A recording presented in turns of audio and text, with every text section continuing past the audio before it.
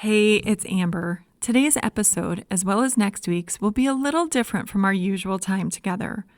During the month of May, we at Time of Grace will be talking about a topic that not many in the church do: abuse. Abuse is something that happens more than we think, and that's why we need to talk about it with the guidance of God's Word. This is part one of my interview with Michelle Markgraf, the Director of Family Support Services for Kingdom Workers, a ministry that you might know for their global mission work. But they do so much more, and you'll hear about that today. And then stay until the very end of this episode to hear more about the resources available to you.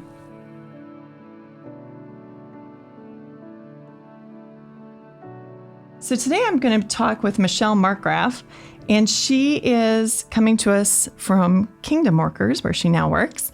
And I'm going to let Michelle tell us just a little bit about her background and also what she does at Kingdom Workers. So welcome, Michelle. Yes, thanks so much for having me today. Yeah, no problem. Yeah. I'm glad that you're here. I'm really thankful that you were able to take the time to talk to us.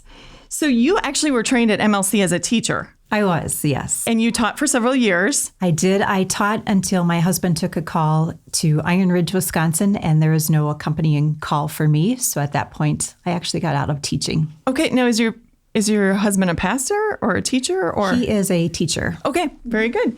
So you were in Sioux Falls, South Dakota at some point. Yes. Was your husband there as a called worker as well? Yep. Okay.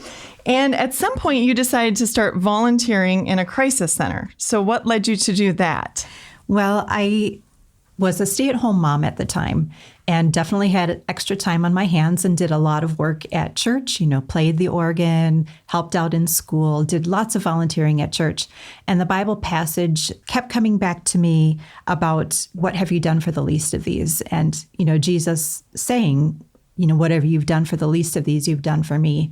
And I hate to admit it, but it probably took 3 or 4 years of that Bible passage to continually come back to me before I did something about it and said, what do I do for the least of these?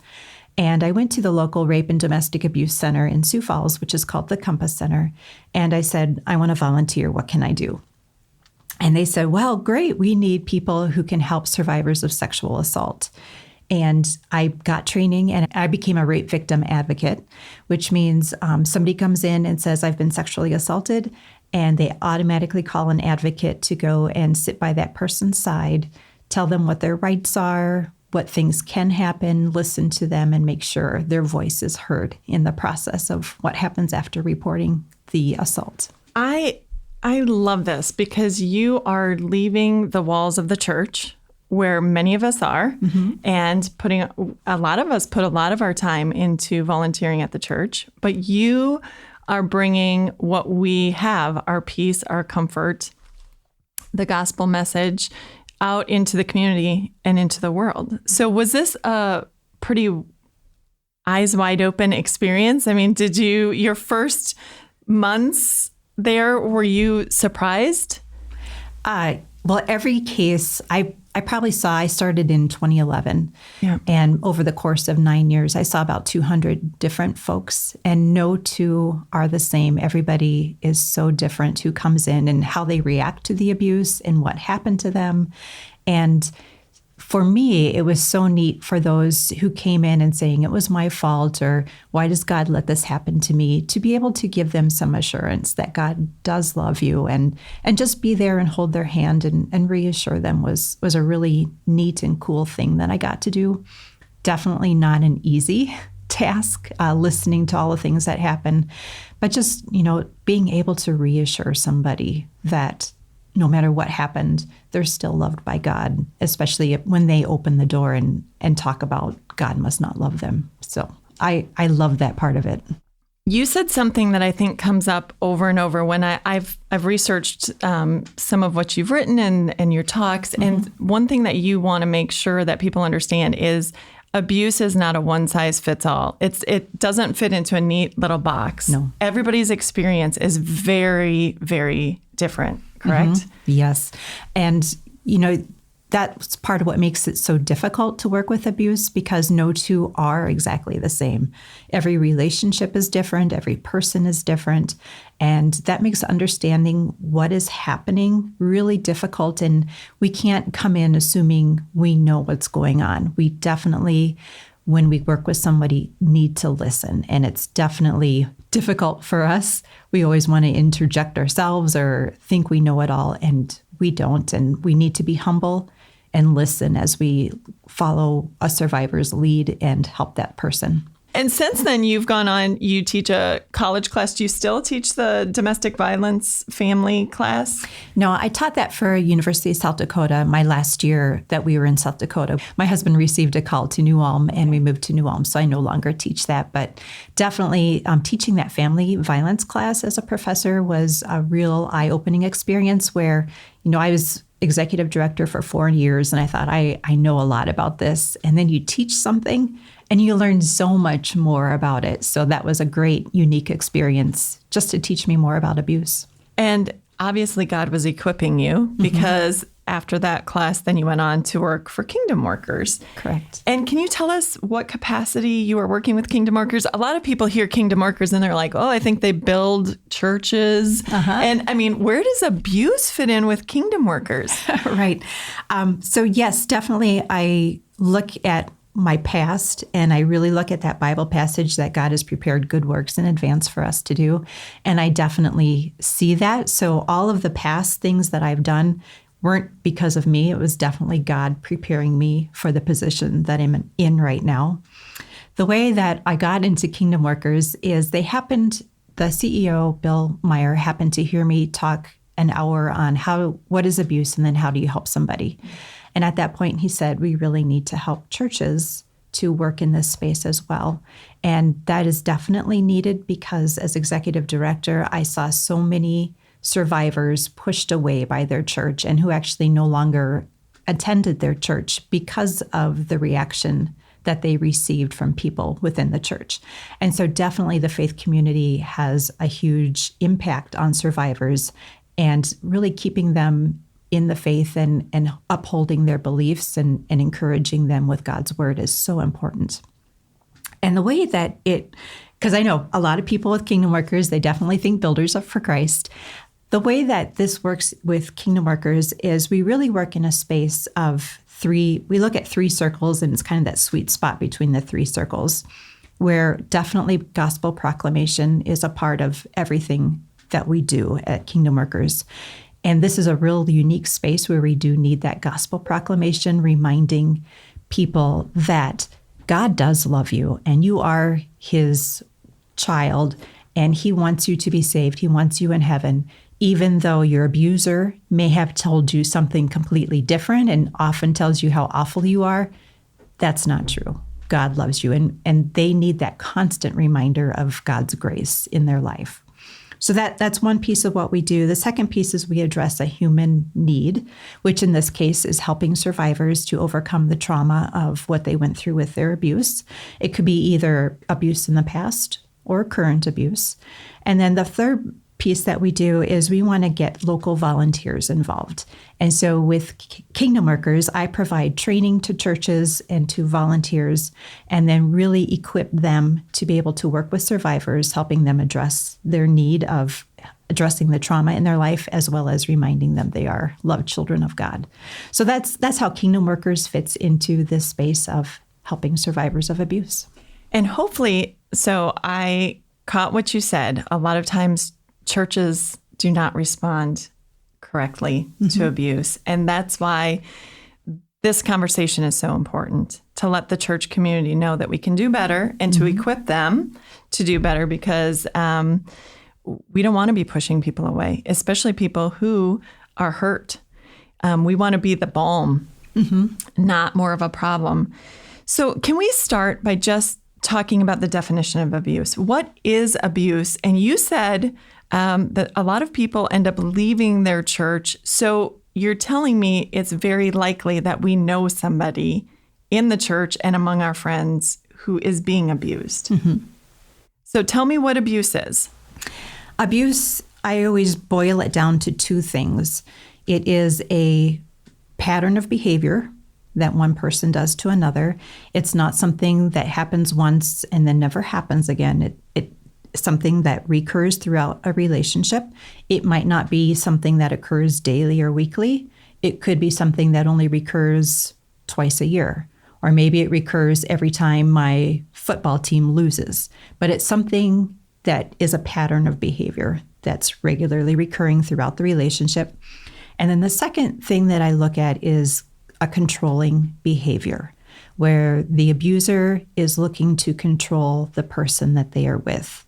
And it could be controlling who they see, or whether or not they can go to a park with the kids, or if they have access to money, different ways that a person can control what the other person in the relationship does. So those two things really encompass abuse. And what I look for in abusive behavior is that pattern of behaviors, and then the control. The control is a huge piece of it. So you're talking about kind of a fine line, because a lot of us are fairly type A. Mm-hmm.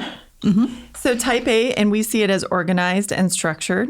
But when you start controlling everything and having to control everything, you can very easily go from being structured and organized to being abusive, correct? Yes.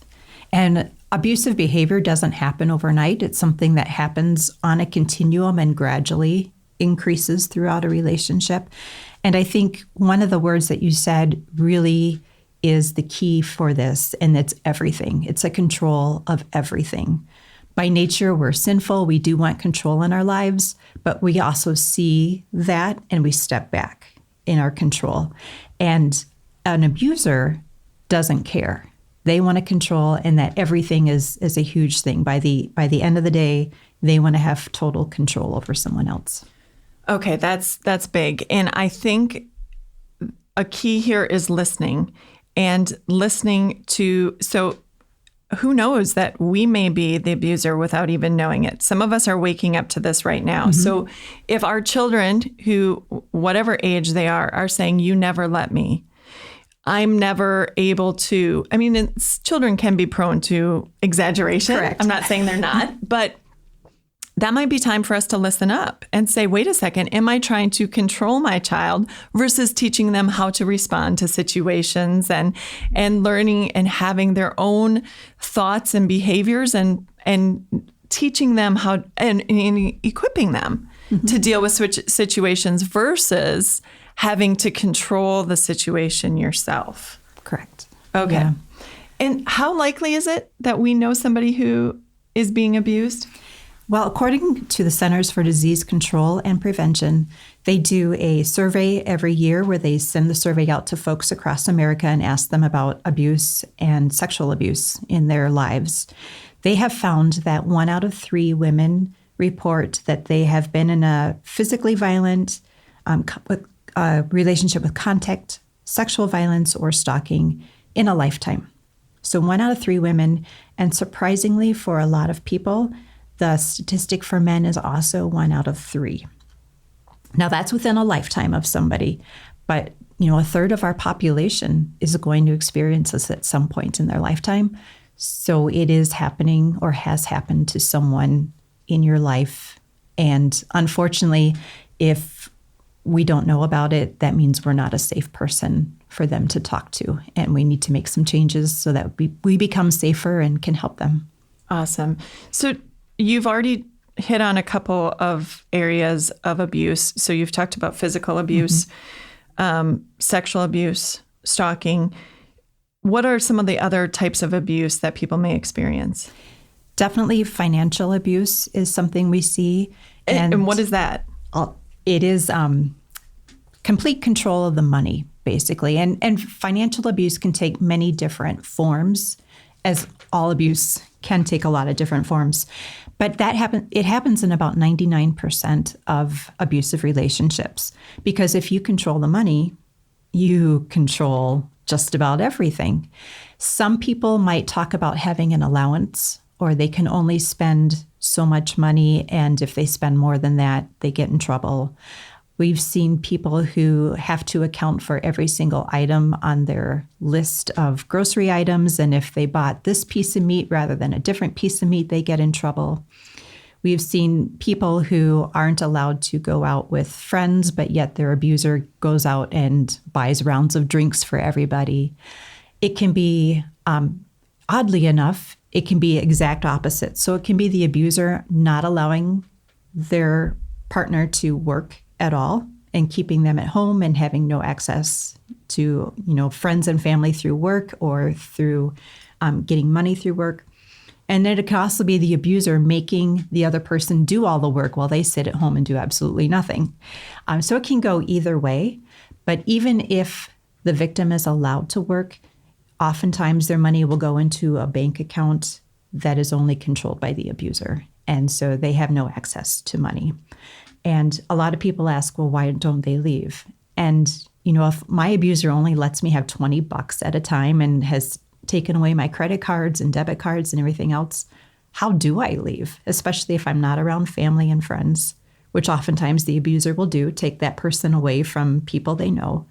What do I do if I have no money? So that's huge. And I have to say, this is the first time I've heard of financial abuse, but this is a huge component to the whole abuse picture. Definitely. Yep. Okay, so we've got the financial abuse. What other kinds of abuse are there? Emotional and verbal. I often put those two together, telling somebody that they're worthless, that they wouldn't make it on their own. I have a friend that was in an abusive relationship, and she was told often by her husband, I'm just going to leave you, and then you're not going to be able to do anything because I'll be out of your life. People are told, nobody else is going to love you. You're lucky I'm here with you. So just total put downs. And there's a lot of bad language in abuse that I won't put on the podcast here, but there's a lot of bad language and name calling, even by people that we would think would be Christian and wouldn't say those kinds of things. There's a lot of negative in relationships. So that verbal and emotional abuse, the problem with that is when you are put down constantly, you start believing it. Correct. Yes. So eventually you get to the point that you really believe those words and you don't think that anybody would love you, anybody would help you, anybody would want to be around you because you have been fed that for so long that you start to believe it. Yep. And there's a term that's used called learned helplessness, where the victim believes they are helpless and that they can do nothing. And that's part of what keeps people in a relationship as well. If they believed nobody's going to help them, that they're completely helpless without their abuser, they're going to stay in that relationship. Cyberbullying. What is that? Well, especially in dating relationships, we might see that where it's bullying just on the internet. But we do see other uses of cyberspace to keep control over somebody. Definitely we see Facebook, social media accounts being taken over by the abuser. And then if I were the abuser, I would go to my husband's Facebook page and say, my mom is awful, or my sister's, and just totally tear down the people in my husband's life. And that puts a wedge between him and who could be his support to help him. We see that a lot with social media, where the one person will either hack into an account or fake like they're the person they're abusing, and then just say how bad the people are in their life and put a wedge between them and their supports. So that's definitely one way that we see people being abused through the cyber media. Definitely another one is the phone, which is a great thing, but there are also these apps that tell you where phones are. And the Find My Phone, I often counsel, if you are in a dating relationship, you and whoever you're dating should not have those apps on your phone. There's no need, especially in a dating relationship, to know where the other person is all the time, because an abuser will use that, and then at home, when the person comes home, say, well, why were you at the bank? You didn't tell me you were at the bank. What were you doing at the bank? Or I saw that you stopped, here or there, and I bet you're meeting a boyfriend or girlfriend there, and what were you doing? And really using that to manipulate and control the person. And even the communication in terms of texting, where are you? What are you doing? Definitely. It's a control thing to try to have that control over the other person and not let them have their freedom. Correct. We worked with, at the Compass Center, we worked with somebody once who had over 100 texts in a day from their abuser. And imagine trying to work or do anything when you're constantly bombarded with all these texts or voicemails or emails. Mm-hmm. So right now, if you're listening and you are in a dating relationship and this is starting to sound familiar, these are red flags. This is not normal. This is not a healthy relationship. Correct. So, word of advice, time to seek help. Yes. And either get out of it or counseling for yourself and or the other person to make sure that they understand too. Sometimes people don't understand this isn't normal. Because this is your normal, what you've been living with. But no, this isn't normal for the other person to want to know where you are at all times. Right. Yeah. And again, it's a slippery slope. It only happens gradually. It's not something that is happening from day one. My husband, if on our first date, he told me I was a fat slob, and if he slapped me, I would not be married to him today because there never would have been a second date. And that's true of everybody. It doesn't happen right away. It is so gradual so another thing that I tell people is if you have to say, am I being abused? If you wonder that, you are. Gaslighting. I was very surprised to hear this because I only had any experience from Sleeping with the Enemy, the movie. Yeah. Is this a real thing? Does this happen? First, tell us what it is. Sure. Gaslighting actually gets its name from a 1944 movie called Gaslight. And it is when one person tries to make the other feel like they're crazy. And they do that by manipulating reality and manipulating the truth. There's a lot of lying that goes on with gaslighting.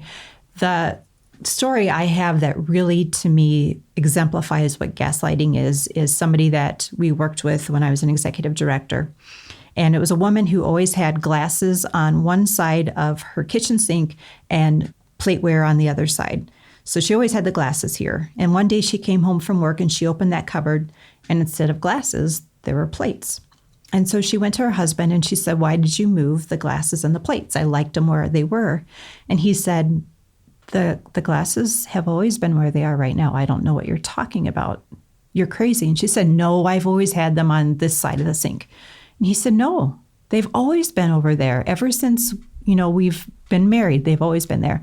And she ended up believing him because he was so convincing and so real in his belief what she thought was his belief, that she believed him. And that to me is kind of an extreme, but that is what gaslighting is, where one person is just totally manipulating reality and puts the other person off balance and makes them feel like they're crazy. Like, I can't trust my memories. I can't trust what I think is real because I'm learning it's not, because my abuser tells me that. So I want to go right into episodic memory because what you're saying is this feeling of being crazy. And some of us have talked to people who may have been in an abusive situation and their story kind of doesn't add up. Like, we're listening and they say something one time, but the next time we talk to them, it seems like they're shifting their story a little bit. And so we just blow them off as unreliable. But this is actually pretty normal with people who have experienced abuse and trauma, correct? Correct. When trauma is involved, it changes the brain and changes the structure and the way that the brain works. What we know is that the front part of your brain, which is where you have rational thoughts and feelings, that front part of your brain shuts down during trauma. And so you don't think rationally. For me, again, I go to my stories, but there was a woman that we worked with and she was being severely abused by her husband. And she got away from him. They lived in an apartment. She ran out and she had a choice of two places to go. She could go out the front door or she could go in the closet. Those two doors are right next to each other. And she got to that point and she went in the closet where, of course, he found her and continued the abuse. And she came to counseling at the Compass Center where I worked. And her only reason for the counseling didn't have anything to do with the trauma or the abuse, but she wanted to know, why didn't I go out the front door? it didn't make sense to her either. And the reality is the part of her brain that thought rationally was shut down and wasn't online to make that rational decision. She reacted with just her instinct, and the instinct part of her said, go in the closet. So she did. And that was tough even for her to be able to understand. And so we oftentimes talk with a survivor, and what they do doesn't make sense to us. And that is completely normal. And it doesn't probably make sense to them either, because they weren't thinking with a rational brain at the time. They were just thinking in the heat of the moment and did what they needed to do to be safe for what their brain at that time felt was safe. And then the other thing that happens with trauma is it's also shutting down the part of the brain that remembers things clearly. So I can certainly tell you this morning, I got up, I took a shower, I ate breakfast, I got in the car, I can tell you everything that happened in order. And in an hour, I'm going to tell you the exact same order. When we're in trauma, the part of your brain that stores memories like that shuts down as well. And the amygdala, which it stores memories as feelings and thoughts and just remembers more the senses rather than what this happened and this happened and this happened and this happened. And so when it stores it that way, when somebody remembers it, they'll remember it in a certain order. And we saw this a lot when I worked with a sexual assault victim. And then the next time they tell it, it happened in a different order. And that is totally normal because the brain hasn't stored it in a perfect this, then this, then this, then this. It's kind of stored it here and there and everywhere. And they're just trying to grab at different pieces in the air, and that they might grab different pieces in a different order when they retell it. Law enforcement knows this, and oftentimes if there's an officer involved shooting, they actually give the officer 2 complete sleep cycles before they ask them what happened, because they understand, they could be mixing up things. And so especially in those situations, which are often pretty delicate, they want to give that officer 2 sleep cycles to kind of process what has happened and be able to tell the same story throughout, which oftentimes, people are like, well, why don't we know what's going on? Why haven't they questioned the officer? And that's why, because it is a trauma for the officer too. And so when people are in trauma, they store memories differently, and we should expect that they might all of a sudden remember something that they didn't remember until that time. That's completely normal. It's just think of their storage like a box of Legos is all shaken up, and they're trying to figure out where things are in their brain, and things come out differently every time. And it doesn't make them unreliable. Right. It means that they're just trying to process, and it's taking time. And like you said, the memories are coming at different points. Yeah. To me, it makes them actually more reliable. If they told the exact same story every time, that would be rehearsed. And so. Interesting. Yeah, that's good for us to know. You also talk about flat affect, joking inappropriately, crying inappropriately. Those are all very normal too. Definitely. However a person reacts when they're talking about what's happened to them is normal. And I often tell the story. I worked with police an awful lot in my job as executive director. And I worked with a detective once, and I said, hey, there's all these shows on, like a husband gets killed and they go to the wife and talk to the wife, and she's like not crying as they talk to him. She's just telling them what happened that evening. And they always say, well, the wife did it because she's not crying. And I said, is that true? Because I know if that happened to me, I would be that person not showing any emotion. I would just be without crying. And he goes, no, we don't believe that. So I'm not sure if I believe him or not, but it is definitely true that people can be sitting there and going, yeah, last night my husband, he beat me up, and then he was still mad, so he threw me down the stairs. And yeah, I broke my arm, and tell it with absolutely no emotion, and that's normal. Or they might tell it and tell jokes in between. And that's normal too. It's just the way their body is reacting to that trauma. And don't discount someone's story just because they're not acting the way you would act or the way that you think they should act. Anything that happens, any way that they're reacting is normal. That is so good to know. Which brings us to, you were very kind to admit in one of your talks that you didn't handle it perfectly when a friend of yours was in an abusive situation. And I found great comfort in that because it's a learning process for a lot of us. And you have said multiple times, you might not get it right the first time, and you go back and say, hey, I didn't respond as I should. Can you just give us some tips? So if someone comes to us and they trust us, which first you have to establish that trust. Very few people are going to just sit down and start talking to you about an abusive situation. Right. But once they trust us with what's going on, how should we respond? And can you just give us some tips that will help us to not get this wrong? Be sure to tune in next week for part 2 of my conversation with Michelle. I hope you were able to learn a few things about this very sensitive topic. If you or someone you know is suffering from abuse, please get help. You can go to timeofgrace.org/abuse for more resources and information on how to get help. You can also listen to Pastor Mike Novotny's sermon series on abuse on our podcast, Time of Grace with Pastor Mike Novotny. Just search Time of Grace on your favorite podcast app. Thank you for listening and for your prayers as we tackle this tough topic. God bless.